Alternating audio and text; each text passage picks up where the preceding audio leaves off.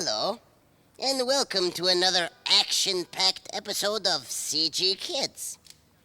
I'm the producer of the show, and I'm super busy.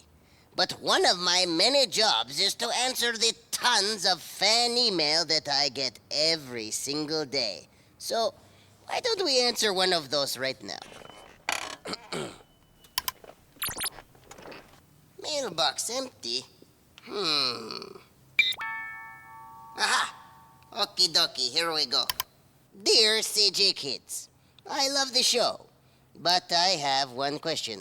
Why is Eldon's office so messy? It must be full of bugs and creepy crawly creatures. He should really clean up signed Anonymous. First of all, Anonymous. That's a very nice name you've got there. I think it's French. So I will give you the proper French pronunciation. Anonymous. Now, to answer your question, Anonymous, my office is not messy, okay?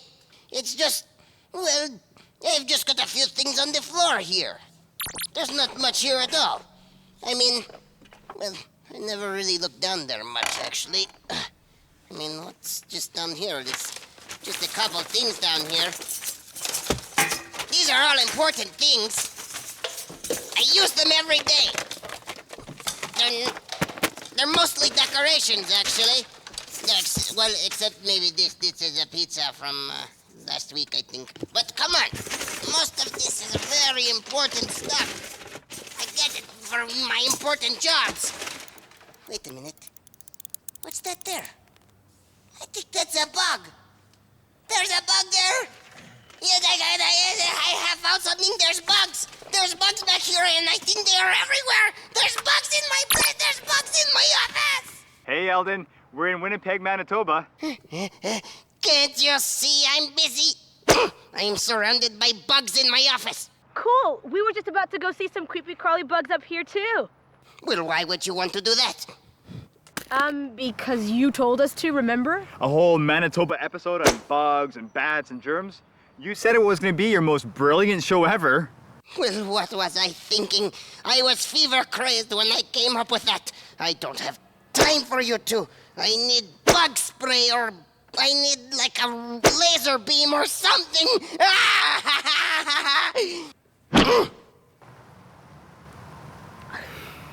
Today on CG Kids. We're in Southern Manitoba. We'll put on some hip waders and check out the creepy crawly creatures of Oak Hammock Marsh. Then we'll visit the Manitoba Museum to learn about the creatures of the night. And the city of Winnipeg, where we'll get a tour of Canada's only Level 4 biocontainment laboratory. It's all creatures, gross and small, on this episode of CG Kids. Canadian Geographic Kids.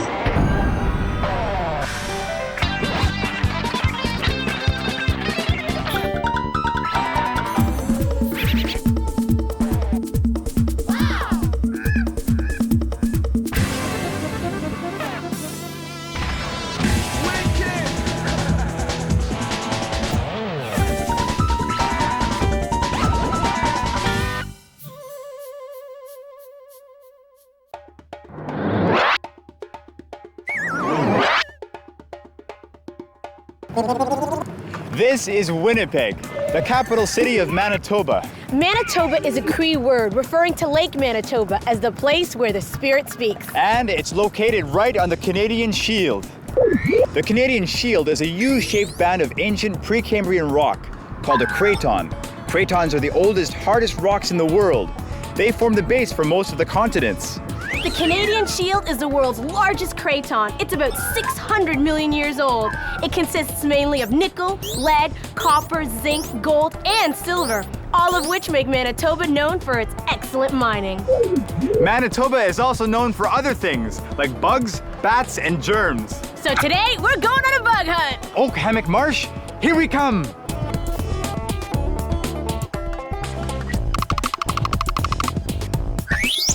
This is Oak Hammock Marsh, a wetland conservation area. A wetland is a low area which is saturated in moisture, like a swamp or a marsh. A conservation area is an area protected because of its natural importance.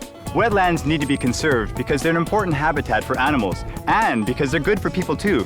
To help us show you how, we have a sponge. And we also have Caitlin, a grade 9 student from Winnipeg who calls Oak Hammock Marsh her second home. So Caitlin, how do wetlands work? Well, wetlands act a lot like this sponge.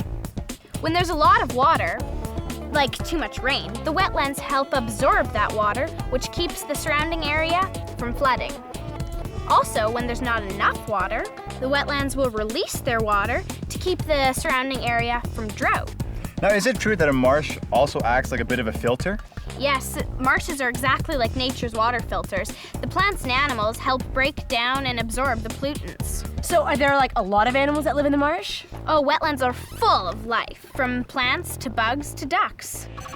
Canada is home to nearly 25% of all the wetlands on Earth. We're with Jacques, the special events coordinator at Oak Hammock Marsh, and he's going to take us critter dipping. How you doing, Jacques? Hi guys, welcome to the marsh. Indeed we are. We're gonna go see what lives under the murky water of the wetland. So before we get in there, what do we need? Well, you're gonna have to wear the latest wetland fashion.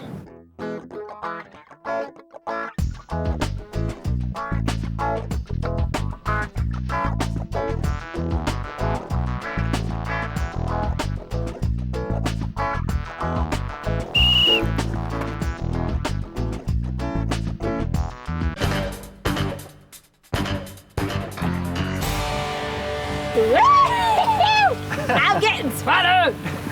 I can see lots of shrimps already swimming by. Can you? Do you guys like shrimps? Yes! Freshwater shrimps. Swoop your net back and forth in the water and guarantee you'll catch something. There's tons everywhere. I'm not sure what this one is. Oh wow, look at the little shrimp guys. Oh, I got a fish. I got a little minnow. Oh, it looks like a dragonfly larva. So it does kind of look see, like a dragonfly. It does almost, right? It doesn't See the have body the of it. wings yet, but you can see little wing buds here. Oh, look at the big snail over there. Good catch. My goodness. Okay, we have the orb type, and we have more like the spiral type, yes. Oh, I have a leech. Also known as side swimmers. So that's a big one. That's a mama leech. There you go. Jacques, thank you so much for taking us critter dipping. It was a blast. It was great, thanks. Yeah, it's fabulous. That was my first time ever going critter dipping. Well, I'm glad you guys came. It was awesome. Thanks for coming.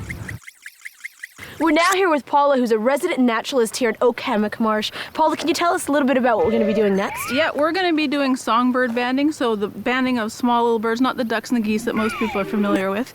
And we catch them in a mist net and we put a band on them and do some measurements. This is a mist net. It's very fine and the bird just comes along, hits the mist net, and then falls into this nice little pocket. Oh, there he is. Hey, you're free. Yeah. Free as a bird. Free as a bird. First thing we want to do is you need to figure out what kind of bird it is. This is a barn swallow, and then we want to band it. And this is one of our bands, and you can see that it's very, very small, and there's 9 numbers on that one. You close the pliers, and the bird is perfectly banded. Wow, so it's like its own little bracelet. What kind of things do you learn about these birds? Well, you learn a couple things. You learn how many are in an area, because once you've banded it once, you know that you've already seen that bird. It also helps us determine how productive a year was, how many young hatched in a year. We're looking at the ratio of males to females to make sure the population is healthy and balanced. And then population numbers as a whole is the other thing we're looking at. This tail is called a forked tail. And you can see how long that fork is. Like it's a really deep fork. Yeah. That makes it a boy or a male. Females are much shorter than that. They would only come to, say, there. So we put them in an envelope here. We just slide them in. And then we give them to Greg, and Greg will weigh them. And then you let them go. I'm gonna give the envelope to you, and what you're gonna do is you're gonna gently shake it into one hand, and the bird will come out, and then it will just take off from your hand like that. It doesn't take very long. Special delivery.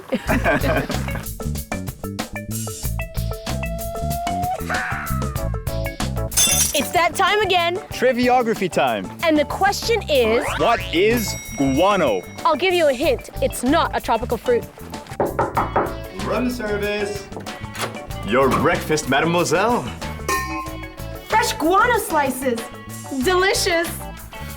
And it isn't a reptile. I think my guano is sick. It hasn't eaten a thing all day. So what is guano? We'll tell you later in the show. And if you listen closely, you might hear the answer earlier than that.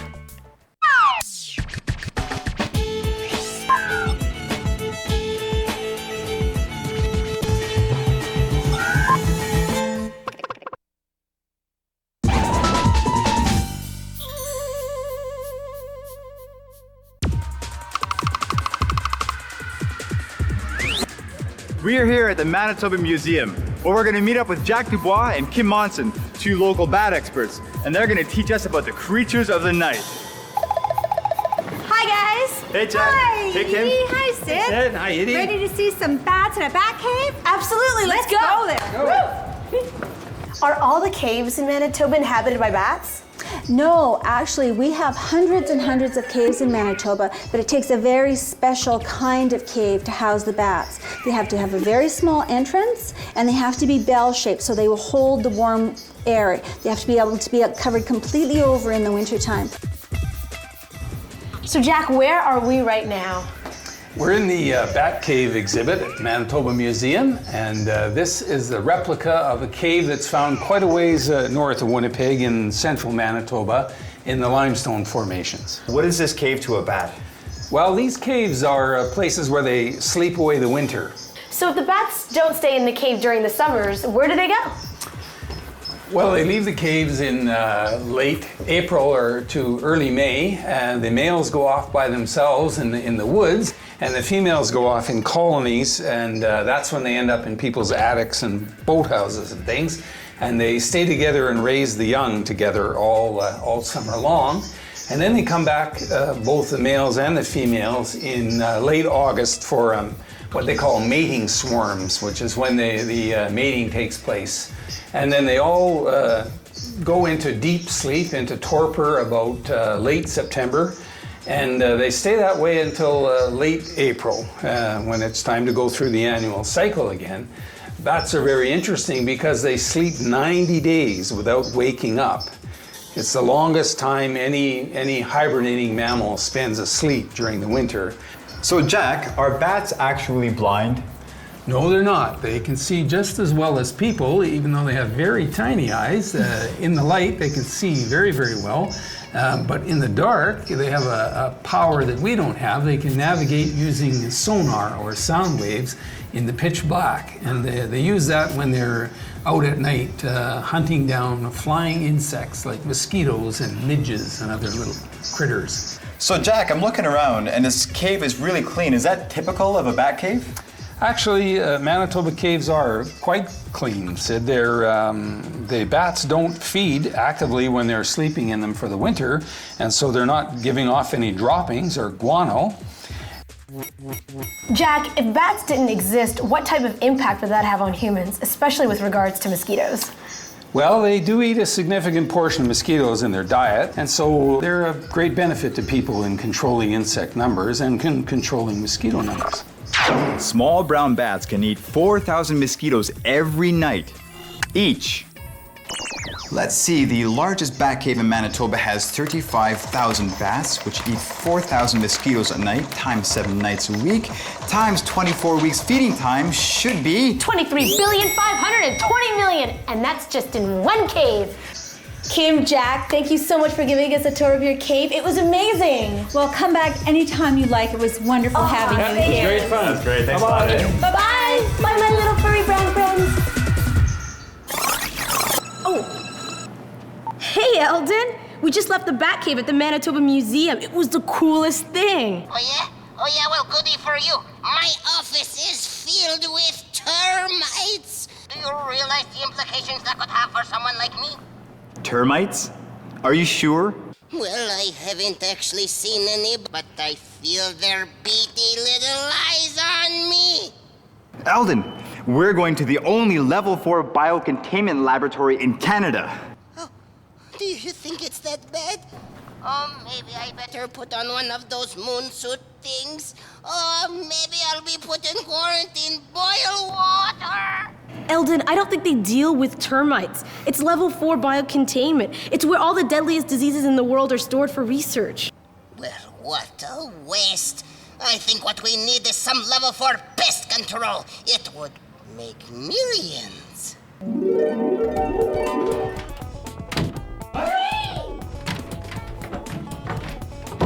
Bugs! Do you have a pesky bug problem? Well, I've got just the thing. Eldon Super Duper Level 4 Bug Spray. Level 4? Yes, sirree. And you better put on one of these before you use it. And maybe you should move back a bit. A bit further back. On second thought, get all the way back.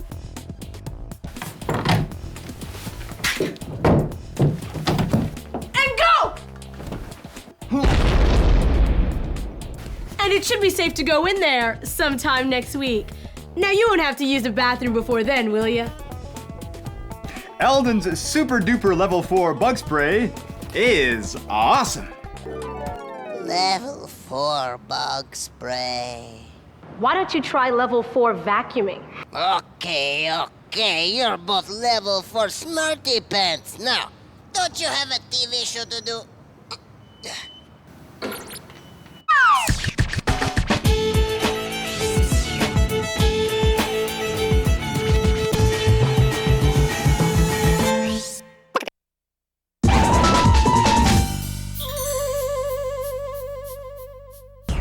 We are at the Canadian Science Centre for Human and Animal Health. It's the only level 4 biocontainment laboratory in Canada and only one of 15 in the entire world. And it's the only one in the world that deals with both human and animal health. Hi, Stefan. Hi, Edie. Hi, Sid. Glad you guys made it to the Canadian Science Centre. Wonderful. You know, this is a really cool place here. This center is a high security, top security facility, and we have lots of people working here with infectious agents. Those are the bugs that make people really sick. And so, because we want to work with those agents in laboratories, we had to build this facility according to very unique standards and requirements. When we work in the laboratory with those agents, it's important that we not only protect the people within the laboratory as well as the environment, because the Canadian Science Centre is located right in the center of Winnipeg.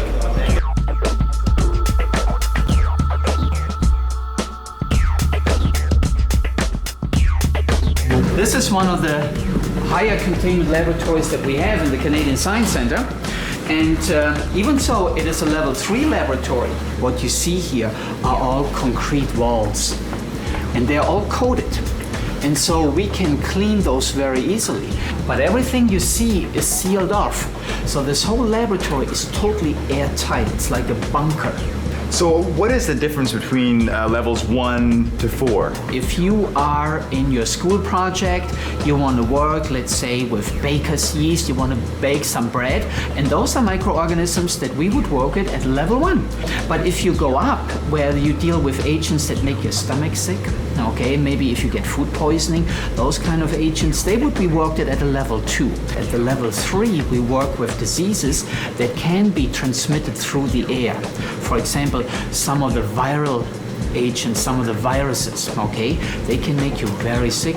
And you also see that we have specialized equipment in here now. Those are cabinets that we use to contain our agents, so we can safely work with them, while at the same time they cannot escape.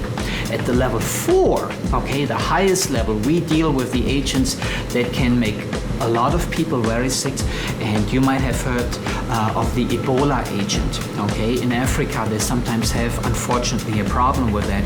And the Ebola agent is one of those agents where we really have to protect our people.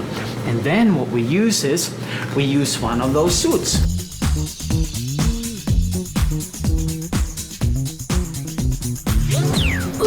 They're definitely creepy and most definitely crawly. I'm here with Robin Lindsay. He is a bug expert. Hello, Robin. Hi, how you doing? So what can you tell me about these bugs? Well, those are my babies. I've reared them from my own blood, and we're raising them here as part of some experiments we're doing on the West Nile. So what's the benefit of studying all these bugs? We study them because they transmit diseases to people, so we need to understand them in order to prevent or to better understand why people get sick from them. All right. Come at the perfect time. It's feeding time. Oh! You're gonna feed the bugs? You bet. Isn't your arm gonna be like swollen, like for days? No, I'm quite used to these mosquitoes.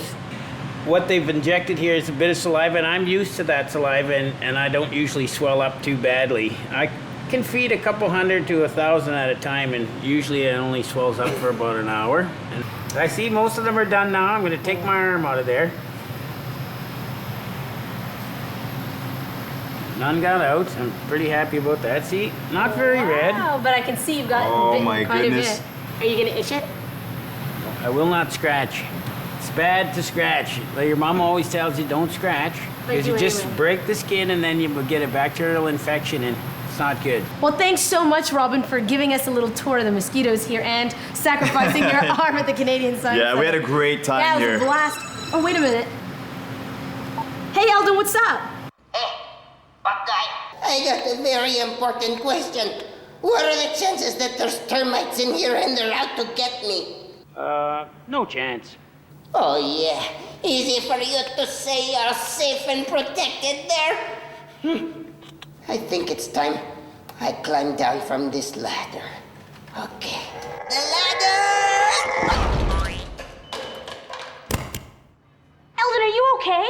Hey, I found my stapler.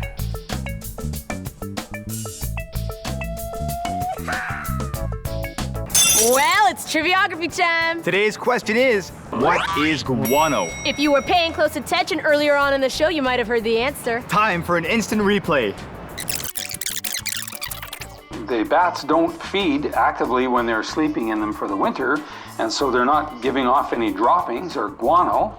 So guano is basically bat poop. And that's today's Triviography answer. CG Kids is on the World Wide Web. Find out even more about all the incredible places that we visit on CG Kids. Just click on our website to find games, contests, and a lot more fun facts about our amazing country. Check it out. That was awesome. Yeah, we checked out little brown bats and creepy crawly creatures that live in the marsh. And visited Canada's only level 4 biocontainment laboratory. Hey, while you two were goofing around with bugs and things, I've been cleaning this place up a bit, huh? Looks great, huh? Eldon, that's, your clean office? And how did you get it so, clean? Oh, a place for everything and everything in its place. That's what I always say.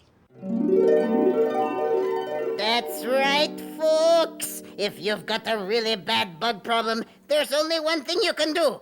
That's Eldon's super duper level 4 bug spray. Yeah, you just spray those worries away. Okay, let's go. Here, sure.